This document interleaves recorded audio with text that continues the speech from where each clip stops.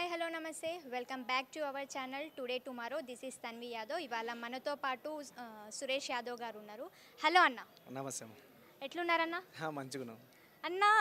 నేను అప్పటి నుంచి అబ్జర్వ్ చేసిన మీ హ్యాండ్ పైన ఏదో టాటో ఉంది. అసలు ఈ టాటో ఏంది? వావ్, కేటీఆర్ గారు. ఒకసారి చూడండి, జూమ్ వేసుకోండి దీనికి. కేటీఆర్ టాటో ఎందుకన్నా అంత ఇష్టం మీకు? ఒక్కొక్కరికి ఒక్క హీరో ఉంటారు. నాకు కేటీఆర్ అనేది హీరో. ఎందుకన్నా అట్లా? ఉంటారు కదా, ఎవరో పనికిరాని సినిమాలో ఒక 2 గంటలు యాక్ట్ చేసే నాయకుడి కోసం చూస్తారు. కానీ జనం కోసం 24 గంటలు పనిచేసే నాయకుడికి టాటూ ఏంది, ఏది చేసినా తక్కువే కదా అన్న. ఇంకొకటి ఏంది అని అంటే, ఒకవేళ కేసీఆర్ కాకుండా కేటీఆర్ గారు సీఎంగా ఉంటే మన తెలంగాణ డెవలప్మెంట్ ఇంకెలా ఉంటుంది? అందరూ అనుకుంటారు. ఇప్పుడు ఆల్రెడీ అన్న నిరూపించుకుండు. కేసీఆర్ గారు ఆల్రెడీ సీఎంగా 2 సంవత్సరాలు 2 టర్మ్లు అయిపోయింది. ఖచ్చితంగా సార్ పెద్ద సార్ పీఎం కావాలనుకున్నాం, కేటీఆర్ గారు సీఎం కావాలనుకుంటున్నాం. తప్పేముంది? అలా ఉన్నాయి కదా, లక్షణాలు ఉన్నాయి, స్పందించే గుణం ఉంది, జనాలు ఏం కావాలనుకునే చేసేది ఉంది. ఆ విజన్ ఉన్న నాయకుడు సీఎం అయితే తప్పేముంది అని అంటున్నా. ప్రతిపక్షాలు ఏమో మాట్లాడదు ఉందంటే అది ఇదనంటే, మా ఆలోచన ఏం లేదు. మళ్ళీ 3వ సారి అధికారం రావాలా. ఈ తెలంగాణ ప్రజలకు ఎలా చేశామో దేశం మొత్తం కూడా బీఆర్ఎస్ పార్టీ విస్తరిస్తుంది. ఆల్రెడీ మహారాష్ట్రలో పని స్టార్ట్ చేసింది. భవిష్యత్తు పార్లమెంట్ ఎలక్షన్లో కూడా ఖచ్చితంగా పోటీ ఇచ్చి అబ్ కీ బార్ కిసాన్ సర్కార్ అనే నినాదంతో ముందుకు పోతాం. అన్న, తెలంగాణలో కేటీఆర్ గారిది డెవలప్మెంట్ ఎలా ఉంది అసలు మొత్తం? ఇప్పుడు తెలంగాణలో ఈ ప్రాంతం ఆ ప్రాంతం అని ఏం లేదు. టీఆప్ కాంచి ఇలా షీటీం వరకు ఏదైనా రైతు బంధు, రైతు బీమా, కళ్యాణ లక్ష్మి, షాదీరం వరకు 24 గంటల కరెంటు, సన్న బియ్యం, ఇలా ఒక్కటి చెప్పుకుంటే పోతే ఈ నిన్న అంటే ప్రతి క్షణం ఏ సందర్భంలో తెలంగాణ ప్రజలకు ఏం చేయాలనేది నిర్ణయించుకున్న కేసీఆర్ గారు. వీఆర్ఏలను ఇలా పర్మనెంట్ చేయడం జరిగింది. వాళ్ళ విద్యార్థుల తగ్గట్లు 4 శాఖల్లో కేటాయించడం జరిగింది. నిన్ననే మెస్ ఛార్జీలు పెంచడం జరిగింది. ఇలా వికలాంగులు ఏం పని చేసుకోలేదు. వికలాంగులు అంటే ఆల్రెడీ డిజేబుల్ పర్సన్స్ ఏం చేసుకోలేదు. అలాంటి వాళ్ళకి 3,000 నుంచి 4,000 రూపాయలు, ఒకప్పుడు 500 రూపాయలు పింఛని ప్రభుత్వాలు ఇవాళ 4,000 రూపాయలు ఇస్తున్నట్టు కారణం కేసీఆర్ గారికి, కేటీఆర్ గారు. దాన్ని మనం ఖచ్చితంగా అప్రిషియేట్ చేయాల్సింది కదా. అండ్ అన్న, ఆపోజిట్ పార్టీ వాళ్ళు ఏమంటున్నారు అని అంటే, నార్మల్గా ప్రజల్లోకి ఏమైనా మీటింగ్స్ల టైంలో కూడా కేసీఆర్ గారు ఏం చేసినారు, మొత్తం తెలంగాణ వచ్చినప్పటి నుంచి అప్పుల కుప్ప చేసి పెట్టిండు అని చెప్పేసి ప్రజల్లోకి ఆ మాట అనేది వాళ్ళకి బాగా ఎక్కిస్తున్నారు అనమాట. దానివల్ల ప్రజలు ఏదన్నా ఎఫెక్ట్ అయ్యే ప్రమాదం ఏమైనా ఉందా? ప్రాంతం మాది సూర్యాపేట, ఉమ్మడి నల్గొండ జిల్లా, తుంగతుర్తి కాన్స్టిట్యున్సీ. ప్రస్తుతం సూర్యాపేట జిల్లా మాది. ఇప్పటిదాకా పరిపాలించింది వీళ్ళే కదా. మా కాడ గోరీలు అంటే సమాధులు ఉంటాయి అన్నమాట. ఊరు ముందర 4 గోరీలు, ఊరు అవతల 4 గోరీలు ఉంటాయి. అన్ని రాజకీయ కక్షలు అనమాట. సిపిఎం వాళ్ళది, కాంగ్రెస్ వాళ్ళది, టీడీపీ వాళ్ళది దిమ్మలు ఉంటాయి. కానీ ఇవాళ మేము వచ్చినాక అభివృద్ధి పథకాలు, అభివృద్ధి ఫలాలు, శిలాఫలకాలు ఉంటుంది. మా కాడ కమిషన్ల కోసం తీసిన కాలువలలో కాళేశ్వరం నీళ్లు పారుతుంది. ఇవాళ 40,000 రూపాయలు లేని ఎకరం భూమి కూడా ఇవాళ 40 లక్షల రూపాయలు పడుతుంది. కారణం ఇవన్నీ చూసుకోవాలి. ఇలా మాట్లాడుతున్న సన్నాసులు 24 గంటల కరెంట్ వస్తుంది. ఇలా నేను వ్యవసాయం చేస్తున్నా, నేను బావి దగ్గర నా కుటుంబంతో 2 పిల్లలతో ఆన్నే జీవనం సాగిస్తున్నా. 24 గంటల కరెంట్ లేకపోతే నేను బావి దగ్గర ఉండకపోను. ఇవన్నీ కూడా చూసుకోవాలి.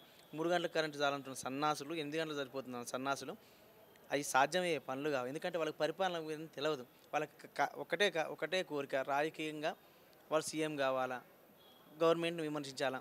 చేతగాని బెదవలు, సన్నాసులు ప్రతిదాన్ని స్పందించడానికి కార్యకర్తలకు కానీ, బీఆర్ఎస్ వ్యక్తులకు కానీ, బీఆర్ఎస్ పార్టీ అధినాయకుడు కానీ లేదు.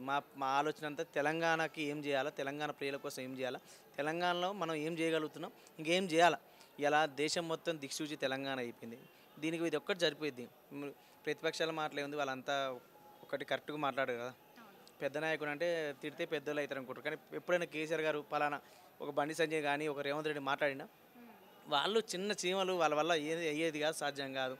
వాళ్ళు వాళ్ళ కాల పరిమితాన్ని కొంచెం వరకు, మాది అది చెప్పలేదు, అంతం లేదు. వచ్చే 20 ఏళ్ళు కూడా బీఆర్ఎస్ ప్రభుత్వం ఉంటుంది. మీరు ఖచ్చితంగా దాన్ని నిరూపించి చూపిస్తారు. ఓకే అన్న, ఇంకొకటి ఏంటంటే, ఇప్పుడు కొత్తగా ఎవరికైతే ఓటర్ ఐడీస్ వస్తున్నాయో వాళ్ళకి ఏం చెప్పాలనుకుంటున్నారు? ఓటేసే వాళ్ళు ఖచ్చితంగా మీ ఇంట్లో గ్యాస్ బండ్ అని చూడండి, ఎవరు పెంచారు. మీ బండిలో ఓటేయడానికి పోతున్న మీ బండిలో పెట్రోల్ చూడండి. మేము అడిగేది అంటే, మీ ఇంట్లో 24 గంటల కరెంట్ వస్తుందా, మీ ఇంట్లో మిషన్ భగీరథ నీళ్ళు వస్తున్నాయా, మీ ఊరు చెరువు అలుగు బాలైందా, మీ ఊరిలో ఇవాళ మన ఊరు మనబడి ప్రారంభమైందా, ఇవాళ అంగన్వాడీ స్కూల్ నడుస్తున్నాయా, ఇవాళ కేసీఆర్ కిట్లు నడుస్తున్నాయా, మీ కళ్యాణ లక్ష్మి ₹1,00,000 నడుస్తున్నాయా, ఇలా రైతు బంధు ద్వారా ఇచ్చి రైతు బంధు ఎకరానికి 10,000 వస్తుందో చూడండి. ఒకవేళ రైతు మరణిస్తే ఆ 10 రోజులలోనే రైతు కుటుంబం రోడ్డు మీద పడకుండా రైతు బీమా అనే పథకం పెట్టి ₹5,00,000 ఇస్తుంది. అది చూడండి, అది చూసి మాకు ఓటేయండి. ఈ గ్యాసు ఇప్పటిదాకా చేసిన ఈ దేశాన్ని సర్వనాశనం చేసిన పార్టీలకి వెళ్ళి చూడు. ఇలా మీరు మణిపూర్ చూస్తున్నారు, ఎక్కడో ఉక్రెయిన్లో రష్యాలో గొడవలు అయితే ఆపిన మోడీ మరి మణిపూర్లో ఆపలేకపోతున్నాం. వీళ్ళందరికీ ఒక కుటుంబం అని మాట్లాడే సన్నాసికి కుటుంబం విలువల గురించి తెలియదు కాబట్టి, వీళ్ళు ఒంటరిగా ఉంటారు కాబట్టి, ఒంటరి మగులు కాబట్టి వీళ్ళకి దేశం మీద ఒకటి ఏం లేదు, పదవి మీద వ్యాహం తప్పితే ఇంకో విషయం అయితే లేదు. అన్న ఇప్పుడు కాంగ్రెస్కి ఎన్ని సీట్లు వచ్చే అవకాశం ఉంది మరి? వాళ్ళకి ఇంత ముందు ఏదో వచ్చినాయి అమ్మ, వాళ్ళకి ఏదో ఉంది కాబట్టి ఖచ్చితంగా వచ్చినాయి. కానీ ఈసారి అది కూడా సాధ్యం కాదు. మేము అసలు వాళ్ళని కౌంట్లేసి వేసుకున్నాం. బీజేపీ అనేది ఈ రాష్ట్రంలో లేదు. మాకు మహా అయితే ప్రత్యర్థి ఏమైనా ఉంటే కాంగ్రెస్ అవుతారు. కానీ వాళ్ళకు కూడా వాళ్ళని మొత్తం కొట్లాటలు అవుతున్నాయి. మీకు తెలుసు, ఒకడు అన్న ఒక పార్టీలో ఉంటాడు, తమ్ముడు ఒక పార్టీలో ఉంటాడు, భార్య ఒక పార్టీలో ఉంటుంది, భర్త ఒక పార్టీలో ఉంటాడు, ఎవడు దేంట్లో ఉంటాడో తెలియదు వాళ్ళకి. ఇవాళ నిన్న కాక మొన్న ప్రకటించిన పదవుల్లో కూడా నైరాశ్యం మొదలైపోయి వాళ్ళు గొడవలు పెట్టుకుని జరుగుతుంది. మాది అట్లా కాదు. మా సార్ ఏది చెప్తే మేము అది చేస్తాం ఖచ్చితంగా. ఇంకొకటి అన్న, రీసెంట్గా రేవంత్ రెడ్డి గారు కూడా ఒక మాట అన్నారు, రైతులకి 24 అవర్స్ కరెంట్ ఎందుకు, మూడు గంటలు అయితే సరిపోతుంది అని చెప్పేసి. వ్యవసాయం చేసేది తెలుస్తుంది అమ్మా, 3 గంటలు చాలా 24 గంటలు చాలా అని.